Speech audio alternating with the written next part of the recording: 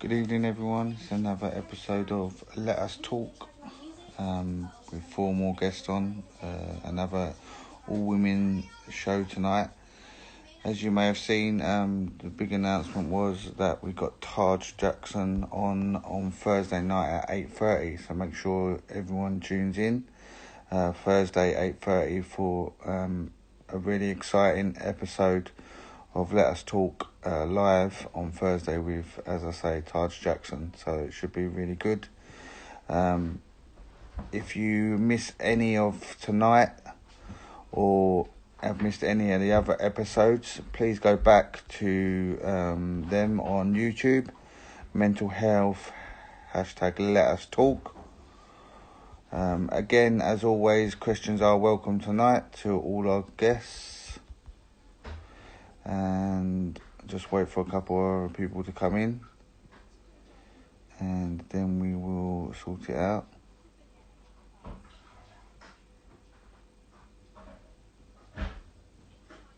And we go from there.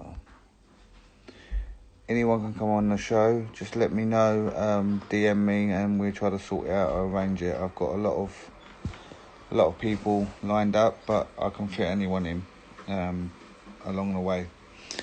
So let's get to the first guest.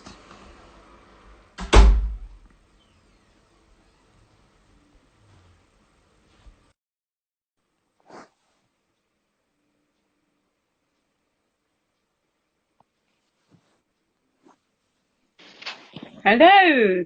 Hello, you okay? Yeah, good, thank you. Yeah, not bad.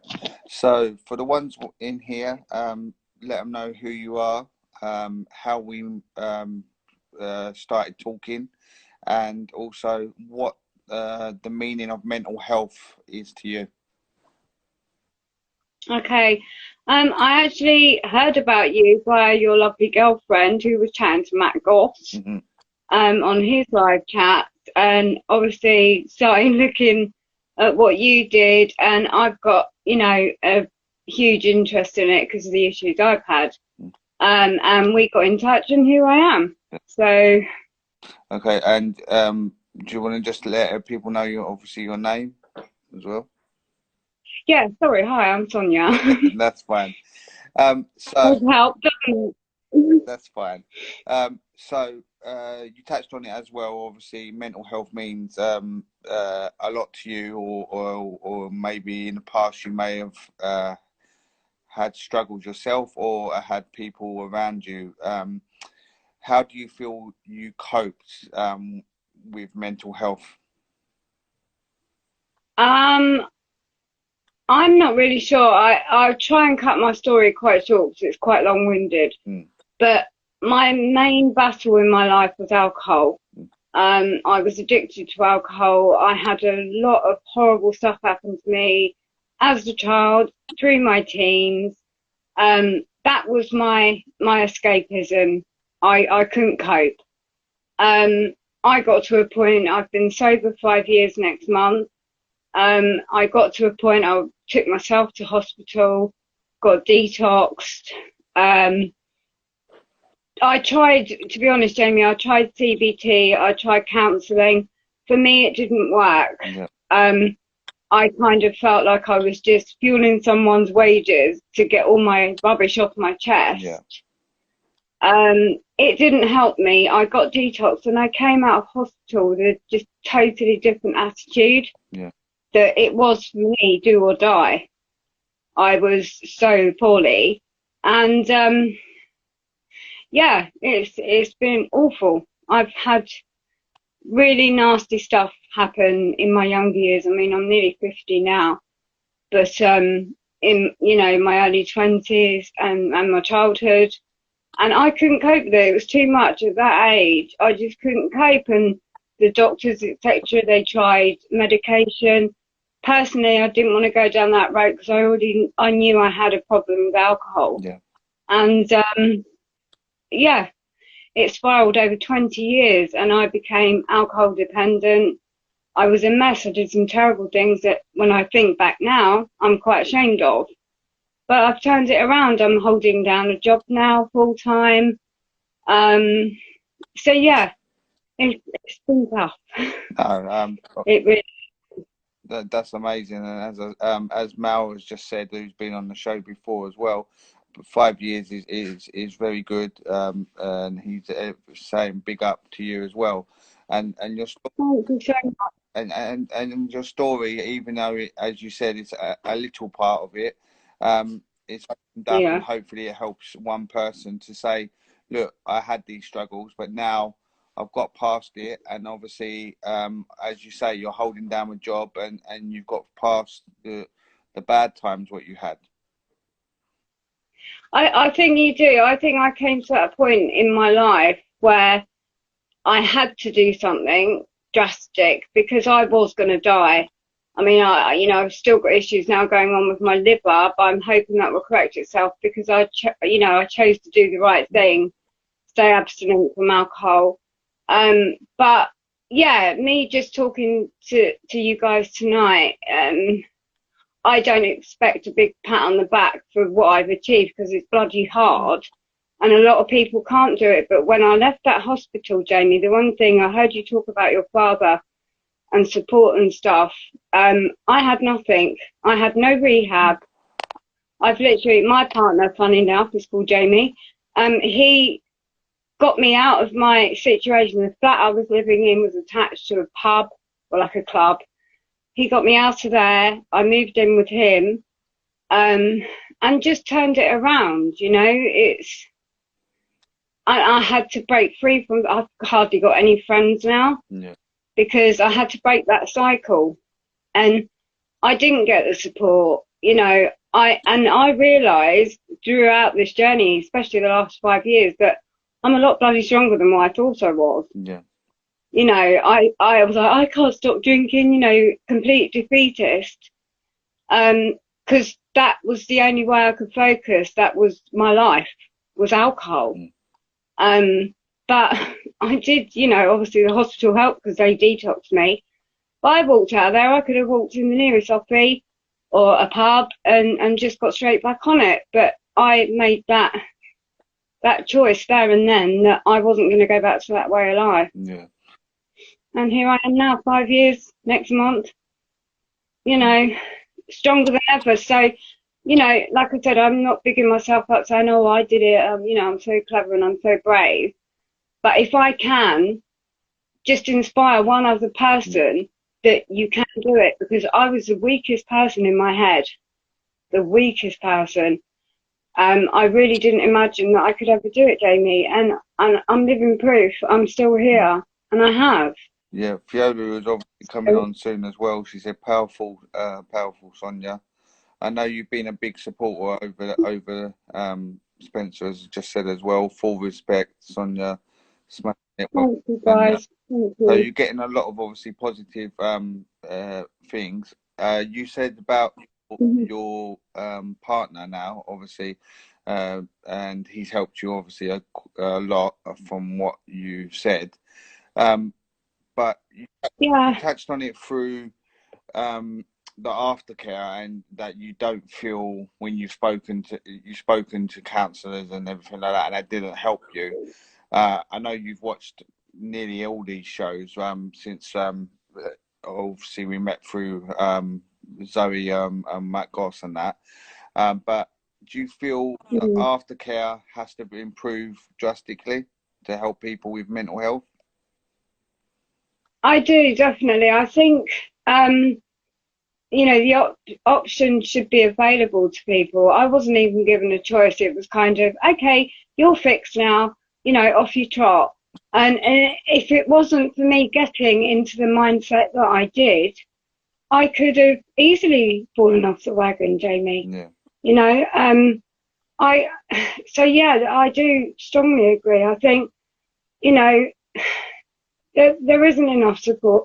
I had a lady that I saw or was in touch with an alcohol centre years ago, and I still had her number, and I called her, and she kept calling me back like every 6 months, and she was like, you've done amazing, but someone off the street could say that to me. I just really had to grasp it and get on with it. And as I said earlier, it was a case for me of do or die. But the support, yeah, it would have been nice at the time. I mean, I'm not going to be cocky and say I've gone with it and I've done it, because every day I thank whoever it is. I'm not a believer in God, unfortunately, but I thank myself. I say thanks that I had another day sober. Yeah. And believe me, I've been stressed lately at work, and if anything was going to push me back to it, and I'm living proof that you can. So it's all about, with mental health and stuff, the mind. The mind is a very clever tool, and I learned that it convinced me some really awful things, but you can reverse it, and it can be really powerful, but good for you. Yeah. And that's how I've tried to get my mindset thinking now. I think that is a message what I've tried to get on, that the mind is the most powerful thing in your body, really, because it can be your worst enemy, or it can be your biggest tool and powerful going forward.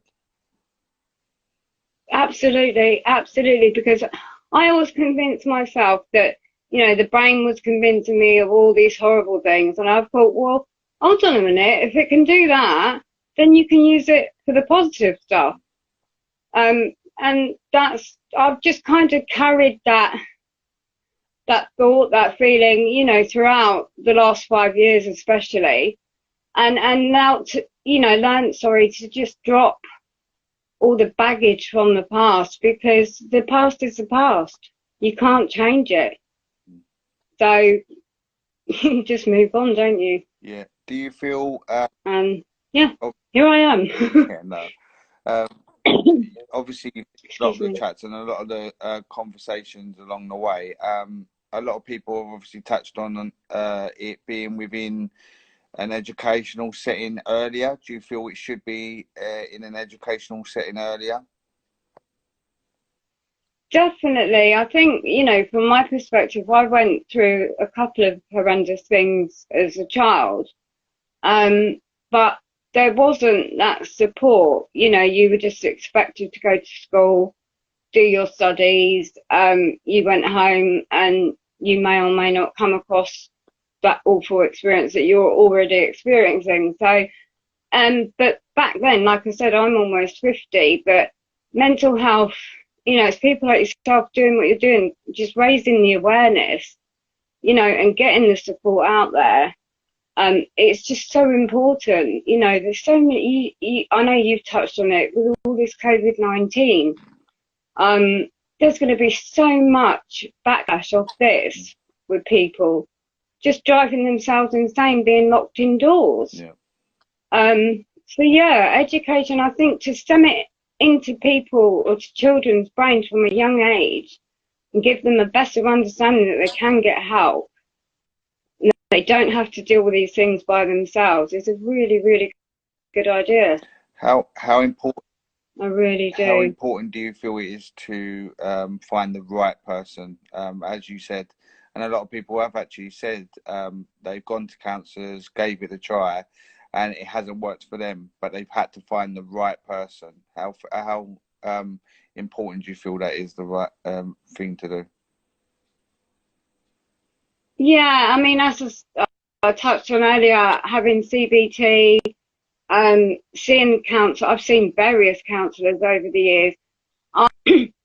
I just felt it's no different to say me talking to you or, one of the girls I work with, just talking. To me, it was no different. There was no connection, because I know they have to say separated, but there's no connection. If you've got somebody, I guess, you can confide in, that kind of gets you, and they won't judge you, and they'll support you. I think that's more of a special thing. I'm not, like you also said in the past, not disrespecting their studies, what they've learned. They're clever, but it's a kind of niche part of it. To me, just finding, I was lucky I found my partner, Jamie, who is the least judgmental person on this planet. And just accepted me. Before I met him, I was in a 13-year relationship, and my partner left me because he couldn't cope, and so I could talk to him. Yeah.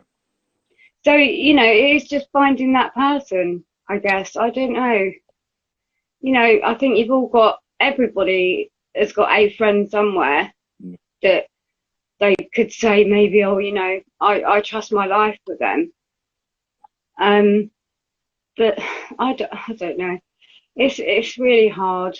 It's really hard to find that right person. Some people would just brush it off, you know, and just, oh, sort yourself out, you know, which I had a lot.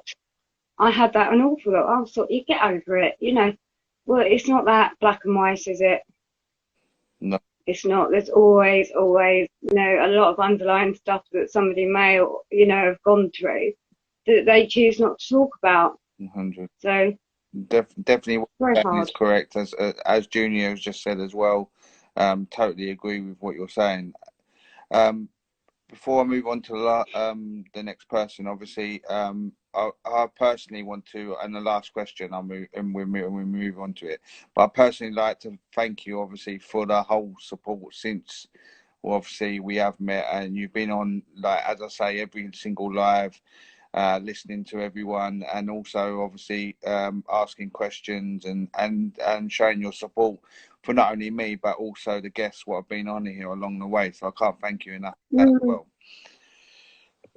Oh no, don't, honestly, it's a pleasure. You don't realise the good you're doing. It's brilliant, and especially to see a man do it also, because it's always girlies that talk and blah blah blah. But to see a man actually take it seriously, so you know, we're grateful to you too, because you're raising awareness. Thank you. Brilliant. Well done. So last question is very similar. It's the same question as I always ask. What is your message on mental health going forward? How can you help if somebody with mental health, and if you know somebody who's struggling with mental health, how do you feel you can help them? I think you've just, from my own part, you just got to listen. If that person reaches out to you, because a lot of people are, you know, scared to talk about it. They, like I said, you feel they're going to be judged. But if you come across that person and they put their trust or their confidence in you, just be there, just listen. You know, it's really that simple. It sounds really corny, I'm sorry, but it is quite simple. We just need, like what you're doing, getting a better understanding that people do have crap going on in their heads, and it doesn't mean they're crazy. Just kind of screaming out in a certain way for someone to just listen and guide them. 100%. Really? I don't know. No, what you're saying is correct. There's no wrong or right answer. It's everyone's, as I said, along the way. None of us are experts. We might have gone through little parts of it, or over the years, we might have gone longer with bad times, but we're all trying to share our experiences or our views, and hopefully, as you said, it helps one person, and that's the main thing, to show awareness and hopefully help one person. So I thank you again for everything. And sorry, I was just going to say, that's all I'd love to do, especially with the alcohol thing, that I'm living proof you can do it. You just got to be feeling strong. Yeah. Thank you again for coming on. We'll speak again soon, and thank you very much for your support along the way. Anytime. Thanks for having me, Joe. Take care. All the best. You too. Bye-bye. Thanks. Bye-bye. So that was Sonia. Thank you very much again. As I say, she's been supporting her along the way, massively along the way. Great chat from her. And I thank her for all her support, and everyone in here. Again, thank you for sharing, Sonia, your story as well with that. But cheers for that, mate. I'll see you back at Rustle. I'll see you in the season, mate. Let's go on to the next one. The next person in.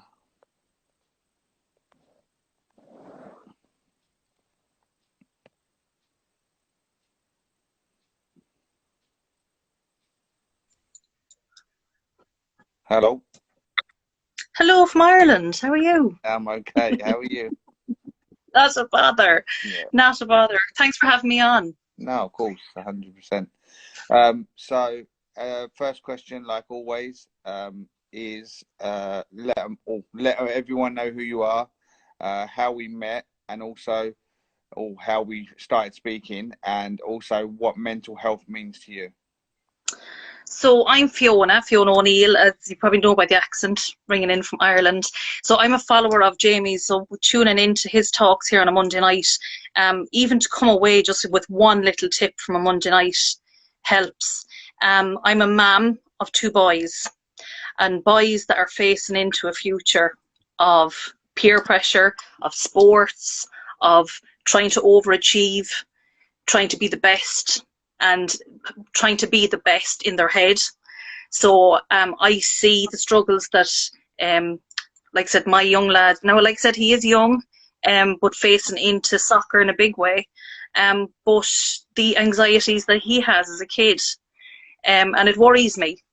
So so I'm trying to educate myself as to how I can help him to manage that anxiety going forward, and that it doesn't grow and multiply by 1,000 by the time he's 25.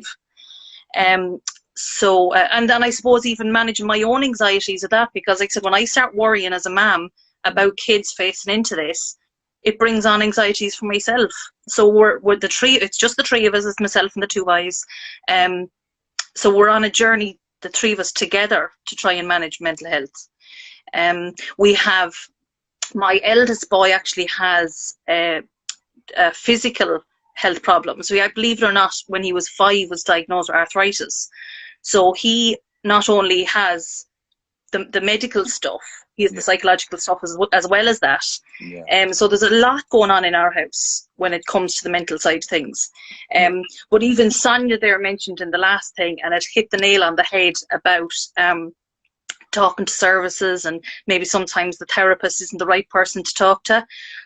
Even to the fact I'm following Sonia, I'm like, how can I follow her? Like, she is just powerful, absolutely powerful. I don't know, does anyone ever watch, he's for some people and he's not for some people. Do you know Ricky Gervais? Yeah. And his TV series Afterlife, and he would go to a therapist or a counsellor or a psychologist to talk about his issues. Can I curse on this? Am I allowed to have bad language on this? That's all right. It's not like after watershed time or something. But the therapist was a complete and utter prick, absolute prick. And Ricky Gervais, his character in it, was like, am I paying you? Like, I'm coming to you for you to help me, and you're an absolute dickhead. But the motto of it was that the people around him were the people that helped him through it. So it was talking to, like, if there was an old lady he'd sit on the bench with, his mates in work.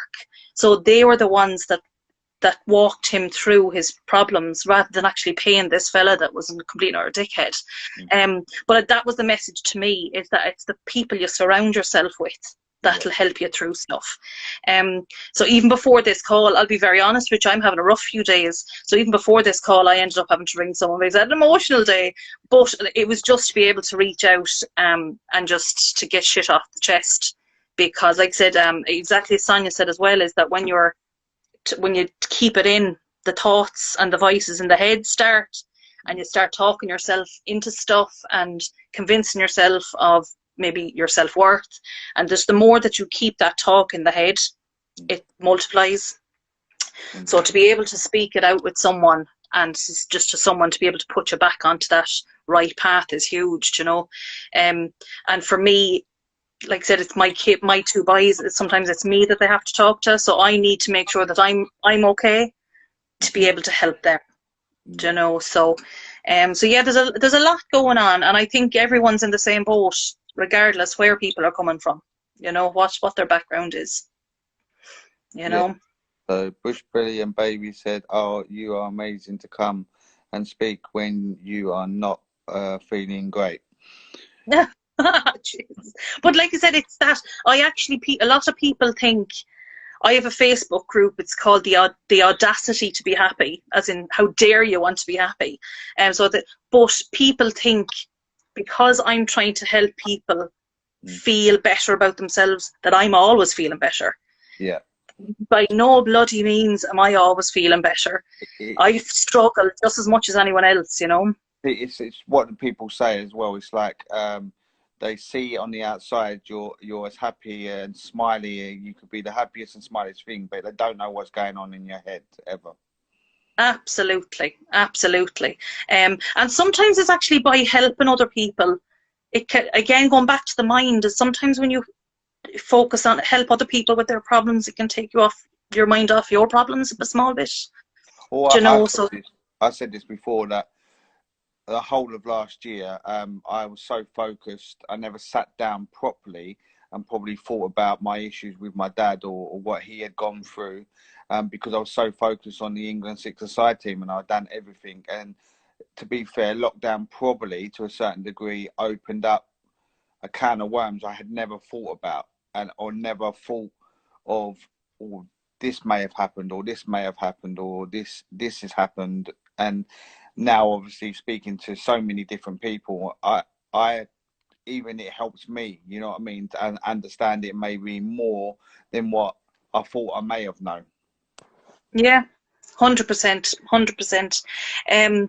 But even you saying there of this may have happened and that may have happened, I always say, my family are sick of me saying it, is forget about the shoulda, woulda, couldas. We're always, I should have did this, I could have done that, maybe if I did this. You're always kind of second thinking things from the past, and you may forget about that. It helps nothing, do you know what I mean? So, but yeah, there's a whole remit of stuff that's going on, and even my eldest son, I suppose, that has the physical stuff that's going on. And like I said, it's just myself and my two boys as well. So there's the kind of the dynamic of our family makeup as well, that my eldest son has had quite a lot of emotional things going on.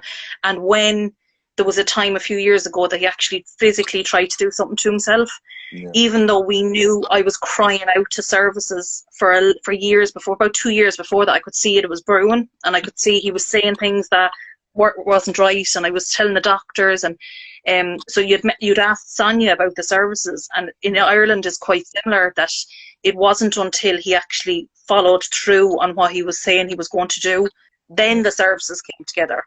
But it was too late then. Like, we were crying out for help before that. Do you know what? Now he's brilliant, and when the services did come out, they were phenomenal. They were, but it was too, like, it shouldn't have had to get to that stage for the services to come out, you know. So I don't know if that's similar in the UK, but definitely here in Ireland, that's an issue, you know. Yeah, I think a lot of people have said it. Look, NHS, they do a wonderful job. We're not saying they don't, but sometimes I don't know, cases do get passed over or locked in the system because of the workload, what people are doing. And it shouldn't be that way. As you say, and other people have said before, you may feel better, or you may look better, and you may be saying things better when you're inside, like with my dad, but or anyone else who's in a psychological state of mind. But when they come out, they could go back to, they've got that trigger again, and they've got that trigger, what's going to trigger them to go back into some dark times. So I feel like the aftercare is as important as to when they're doing the care with them inside centres or anything like that. Sorry, I'm just going to have a look at Orange Ball Coaching said, a great point raised by both of you. In order to help others, you really have to take care of yourself. So yeah, 100%. You have to be mentally and physically okay to be able to help anyone else. Because if you're not, then how are you going to be able to help anyone else? Yeah. I've heard the analogy before. Do you know, when the oxygen mask comes down in the airplane, you have to put yours on first before you can help anyone else on the airplane. Do you know, and that's what it is like. You know, you need to help yourself, and that's, you know, something that I live by. So like I said, I can't help my kids, or I can't help anyone if I'm not in a good place. And they said, no, it's not bloody easy. Do you know, it's life, and it's little talks like this that keep people on the right road. Like I said, even to come away just with one little tip, could change the week. Do you know? And that's where I get little tips, like, you know. Another one that I don't know if anyone watches. Again, he's like Marmite, Russell Brand. Some people love him, some people hate him. He talks about is that if you're a bit fucked up, you can't unfuck yourself. That you need someone else to help you unfuck yourself. Do you know, it's that you just need that helping hand sometimes to be able to get yourself back on the right road again. You know, so it's not bloody easy. You know. No, of course not. Again, Bushbelly and Baby said, I just think you have. No, I think you have to fight for services, and sometimes you don't have the fight in you. No, 100%. Sometimes you get tired of fighting for it, or you get tired of going over the same thing over and over and over again. But for me, yeah, if you know that person does need that help, or you need that help, you have to keep on doing it to the best of your ability to do it, because otherwise, to be fair, it can be life or death, because your mind will take over you in the end, and it could become a dangerous thing. So it's a powerful thing, the mind. Like it's actually scary how powerful the mind is for the good. You said it to Sonia even there, for the good or the bad. It could go either way. Like the mind is a powerful thing, but what direction is it going to go? And it's the skills you learn to help you keep it on the right path. Do you know what I mean? But it's powerful tool, the mind. Do you know what I mean? And like I said, it's a skill. It's like nearly, they say, like a muscle or something that you have to, you'd know all about the muscles with sports, but then, like I said, you have to keep it trained. Do you know what I mean? You have to keep it healthy to be able to use it, you know. But you are incredibly brilliant. Core Sports have just said, who was on obviously Thursday night, a great talk with him. He said, "Unfuck yourself deserves a place in the English dictionary." There you go. That's a new motto now for you. To unfuck ourselves when you're a little bit fucked. Thank God I'm allowed curse on this. But no, definitely, it's just, I even see it, like I said, my little lad, he, like I said, he's only 10, hugely into sports, but even heading onto the pitch for a game, it's what if I miss? What if I mess up for the team? What if I let them down? What all these what ifs?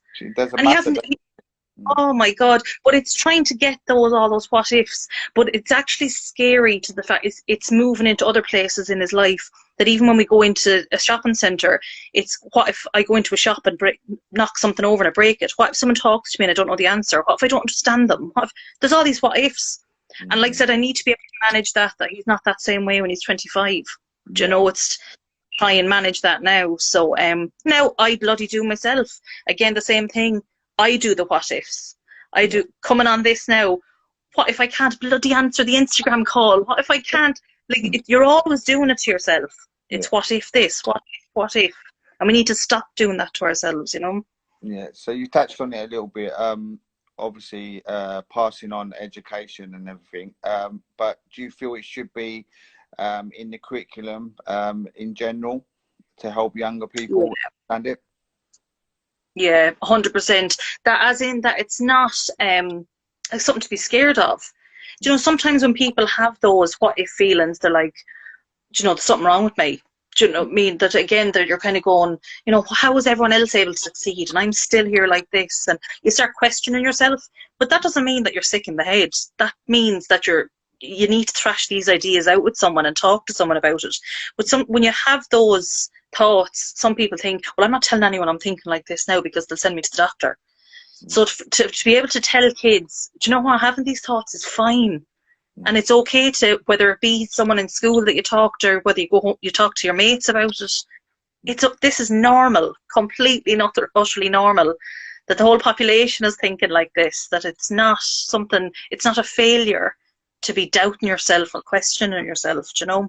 I think it's something that maybe it's a generation thing that we were brought up with that. It's kind of, you know, stand strong and don't let anyone see you fail, and that was ingrained in us. Whereas now we see the light a small bit, you know. Do you feel, Carley said that's a great point. Do you feel that the stigma or stereotype behind mental health has got better over years, or do you still feel it's still very strong? It's gotten better. I know definitely here in Ireland there's a lot of charities and campaigns set up about it. Now again, I feel the state is getting away with a lot because charities are taking the brunt of it. Yeah. So because we have, if anyone wants to look them up, we'll say in my local area there's Chalk Tom, it's called, and again they set up for counselling and suicide awareness, that you give a donation for your counselling service. So it's not through a state-funded event, but everything has to be fundraised for. And again, I'm thinking, you know, the government is actually getting away with a lot because the communities are coming together about mental health. Mm. But it's through the communities, then the other side of it, it's through the communities that people will buy into it more. Buy in is the wrong word, but people will feel that it's there for them rather than if the government was pushing it. So I suppose there's two sides to it. But definitely I think it's, now again, it's a generation thing. There's men in their 50s and 60s that are still very, can't say it to anyone, you know, and again, that's ingrained in them. In Ireland, and again, I don't know if it's like in the UK, when there was a lot of families that you know, were losing their homes because their mortgage and things like that, and financially the men took their own lives because they weren't able to, and they were that kind of generation of 50s, 60s age bracket. So like I said, it depends on where it's the teens coming up behind that now maybe, or maybe a bit more open to it. So it depends on who you're looking at. Generations, as you say, passing on their experiences as well, and it needs to be passed down, doesn't it? That it's okay if you're struggling to talk to somebody, or and it's not like, oh, I'm going to put this brick wall up, because it's just going to build up and build up. Yeah, and that's exactly what does happen. It just multiplies by 1,000 when you hide behind that wall, you know. Yeah. Definitely, but like I said, I think we're all in the same boat. All in the same boat. Mm-hmm. Obviously, yeah, with education, as you said, a lot of charities are making it more aware now, but you feel like it should be a more sustained campaign. Like in the UK, I don't know if they do it in Ireland, but we have like a 1 week thing where it's Mental Health Week, and then it seems like we don't talk about it or as much as what we should until the next year. Oh, and now it's Mental Health Week again, and it's like, oh no, wait a minute, everyone's struggling throughout the year, not just that 1 week. So do we need to do more sustained campaigns, and does that need to come from the government, or as I said before, through football clubs or grassroots clubs? How do you feel we can do that better? I don't know, because you're dead right. It's the exact same here, is that there's a week of everyone's out in the streets and it's on TV and it's on the radios, and then the week is over and it's forgotten about again. So we're the exact same here. And even you mentioned the clubs here. We've had, unfortunately, there was a time locally where there was a few of our clubs locally that were hit with suicides. And again, it was the guys were, they were the popular one, they were the social guys, they were the crack at the party, they were, you know, they were the last person that you would ever think that was struggling. And it's only now to see that maybe all that was just a mask. And then what happened is actually that when that guy took action on himself, it impacted the whole club. So the whole club then there was counselling put in place for the whole club, because it was a domino effect. Yeah. Do you know what I mean? So it's just absolutely shocking. But again, like as you said, it's not something, it's not like a job. You clock in, clock out.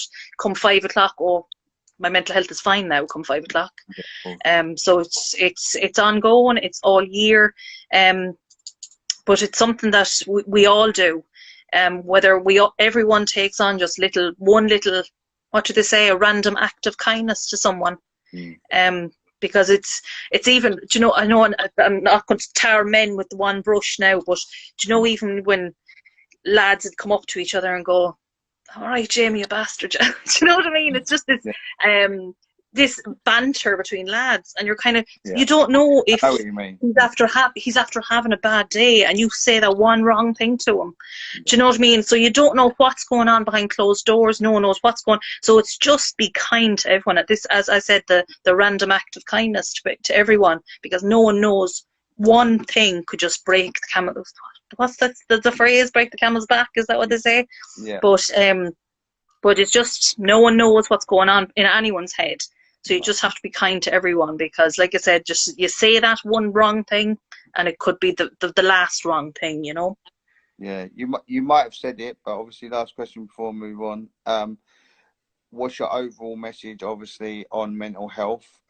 If you have got somebody around you struggling with mental health, what do you feel they should do? And what overall we should do going forward to help with mental health?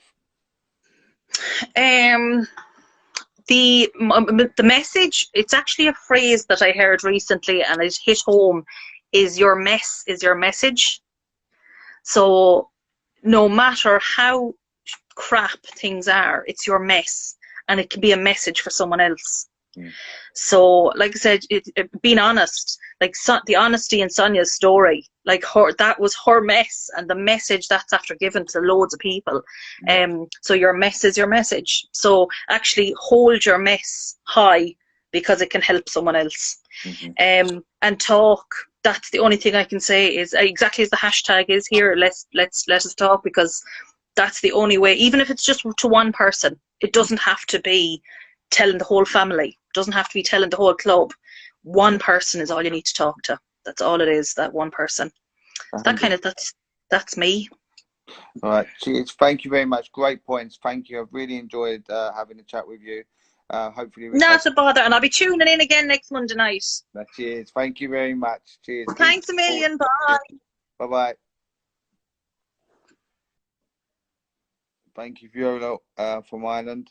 That's superb. Great points. I know she's really been helping as well with the support of it. So yeah, just keep supporting. If you've missed any of this, you can go back to obviously the YouTube channel, mental health hashtag Let Us Talk, and you can have a look at on there. Let me get the next person on.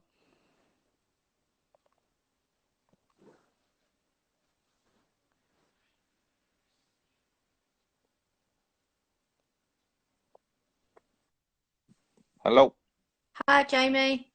How are you? Tired. I can only imagine, but you can. I'll let you obviously tell your story in a second along the way. But first of all, let everyone know who you are, how we met, and also what mental health means to you. Hi, my name's Carley Anderson, and I haven't actually met you, Jamie, but I know your girlfriend through all of my life. She was a big part of my life growing up. Yeah, you've asked me to come on the show to talk about my mental health and my illnesses. I, from a young age, 13, was diagnosed with diabetes. I did take the piss, really. I did. But we all do, don't we?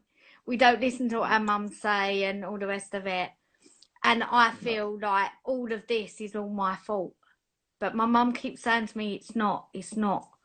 But up here, I still think it is. I still think the 5 heart attacks that I had and the 3 stents that I've got was all down to the way that my lifestyle was and how I used to party all the time. But it's not. It's just living your life. And then I ended up with having DVTs. I've had 4 sucked out from the only leg that I've got. And then one of them they found was on my heart wall.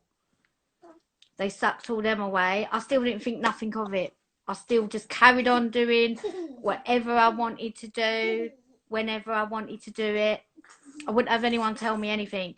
And then all of a sudden, I got bitten by a spider. It's got to be 3 years ago now. Got bitten by a spider, and that's when all my organs failed. I ended up with terminal CKD5 kidney failure. And then after having that, I was in Southport with my mum and dad for 2 weeks over the Christmas. Come back, went out for a night out, and someone spiked my drink, and I ended up breaking each side of my ankle and my leg. They said to me I had a footballer's break, which I really couldn't see, but I caught sepsis from the metal that they'd been told not to put in my leg, the hospital, and I caught sepsis and had my leg off. But ever since having that, it was a struggle. At first, it was a real struggle because I wasn't allowed to go back to my house or anything. But with the move that I done from London to Southport, really played mentally with me. Even though I put on a brave face all the time, but deep down, I am struggling. I really am struggling. Because now, with the terminal CKD5 kidney failure, I can't have a transplant. So they put me on the list when I got bitten by the spider 3 years ago and told me all my hopes, I can have a transplant, I can do this, I can do that. Well, when it actually came down to it, I can't have it. So it's terminal for me, which was real heartbreaking. And my kids have suffered. My 3 kids, mentally disturbed kids. But still, yeah, I left London to Southport and they put me on kidney dialysis, which I have 3 days a week. I can't do anything. I can't eat anything without their say so. It's horrendous. I feel trapped. I feel absolutely trapped. But I've lost a lot of friends through mental health. So I know how it affects people. From the slightest little thing can be something real big. I find, because I'm wrapped around music a lot, I find that music is the therapy for me, and it helps me get through anything. So if I'm having a really shit day and all I want to do is cry, I listen to music or I sing, and then it just relieves everything. It just feels like it's gone from that to that within seconds. So obviously touching on that, I don't want to obviously interrupt you with it going along, but just a question on that. Obviously, as you said, do you feel it is finding that one thing or that one person maybe who can help you through it, or help that dark time? You always need, my family's great, absolute great over anything. They're great. They support me with everything, which is good. You need a good supporting network wrapped around you. I didn't think I had mental health in the beginning, but my dad says to me, "Oh my God, your mental health's getting real bad now." And I'm thinking, oh, I'd lose my temper at that quick point over stupid things. And then I sit back and I think about it and I think, really? Why don't you just calm down, Carley? Why don't you just let it all go? Just like, you're too old for all this. Yeah, so certain things have affected me bad. Dialysis, I mean, having the leg off, I mean, look at that girl that lost both of her legs. Now, I've just been told on Friday that I might lose this leg as well. Because my blood's just not circulating right. Not going round properly. Nope. I'm getting blood clots at every opportunity there is. I can't sit out in the sun. So they told me, have a spray tan. So I have a spray tan and it gets clogged up in my line. So I've got a neckline. So it gets clogged up in my line and then they shout at me. Because I end up with blood clots. I can't lay down in the, like sometimes you want a nice relaxing bath, don't you, with bubbles and whatnot. Well, I can't have that anymore. I can't lay down in my bath and get this wet. I can't go in my hot tub anymore. I can't do anything.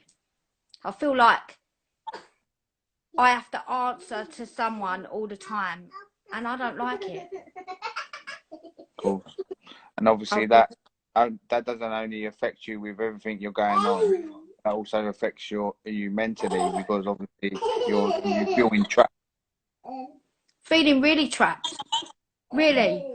I mean, to go to London, it takes them 3 months to sort out a dialysis unit for me, just to go to London for the weekend, because I can't go without the dialysis. So I'm always having to answer to them. Yeah. Always. Never. It's never going to go away. I've got it for life. Yeah. So Sonia's said you are amazing. Fiona, who's just been on. Carley, the comeback queen. You've got this, girl.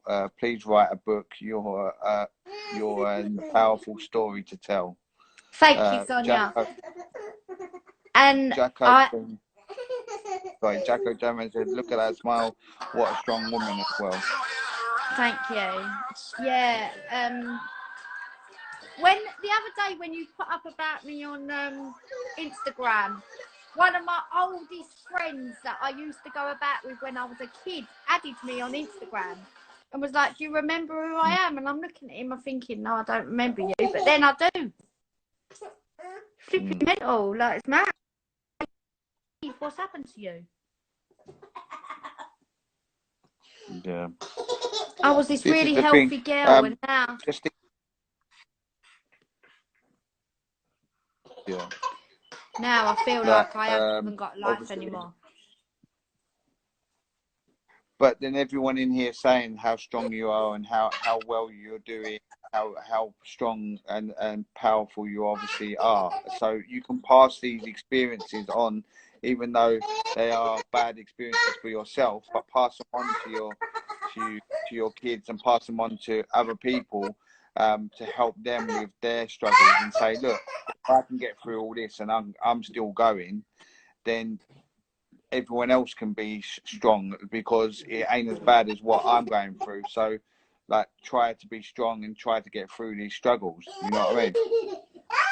It has affected my kids quite bad. I mean, they're only little. My eldest is nearly 17 now, and she lives in London with her dad. But these two live with me. They are great help, though. So that sort of takes it off. Sonia said it again. Truly, it's inspirational. So all these things, it's inspirational. It will open up people's eyes up. Whoever watches this back and obviously watching tonight, hopefully, as I say, about these lives, and I think from your message as well, if it can help one person to be strong and get through something, then it's helped somebody. You know what I mean? I mean, I thought the leg was bad enough. I was thinking, oh my God, how am I gonna help myself? It's cutting out a little bit. Yes, reception. How am I gonna help myself? And what's gonna happen with this? And what's gonna happen with that? But like Fiona said, what ifs? What ifs? I mean, she made a great point there. So it is about what if this, what if that. I mean, my main aim is to make sure my kids are happy. I don't really worry about myself, to be fair. I should do, but I don't. Yeah, I can understand where you're coming from. I feel now, Jamie, that my life is totally written off. I'm nearly 40 years old, but my life is just gone completely. From a girl that was so healthy, was a dancer, was this, was that, had a great upbringing, to near on dead. But it's life. Goes on. But you've gone through them struggles and you're still going. You know what I mean? Like as Orange Ball Ball Coaching just said, never. You've got to fight through them, and you fought through all of them. You know what I mean? And you're still going. Yeah. So you've got to live your life as best you can, as you say, and yeah, you're going through these struggles, but you're still doing it strong, and you're still going. Zoe's just said hello as well. Hi, Zoe. She's upstairs anyway, but yeah. Oh, so going forward, what is your thoughts on that? Do you feel they should help with more mental health in the curriculum in schools or education? Do you know what? Can I just say, I've not been offered any counselling whatsoever over anything. Yeah. Do you know that? They told me that I never had any mental health issues and I could deal with everything myself. Yeah. That's not a way to be. No. Not really. Like, first of all, they told me I never had sepsis. And then I had to go and get a second opinion from King's. I went there on a Wednesday. They told me you've got sepsis so bad, you're having your leg off in 2 days' time. I was like, what? Yeah. But they'd already told me at the QE I never had sepsis. Just to cover their that's own what back. I mean. And how they don't only they're thinking about just the physical side of that now. They're not thinking about the mental side of, well, wait a minute, you told me I didn't have it, and now I'm going 2 days' time to have it taken off. Yeah. But it's like, hold up, like, how's my head like dealing with this now? And it weren't just that though, Jamie. They'd only give me an epidural, and I had it taken off that way. So I had it off a weight, basically. Yeah.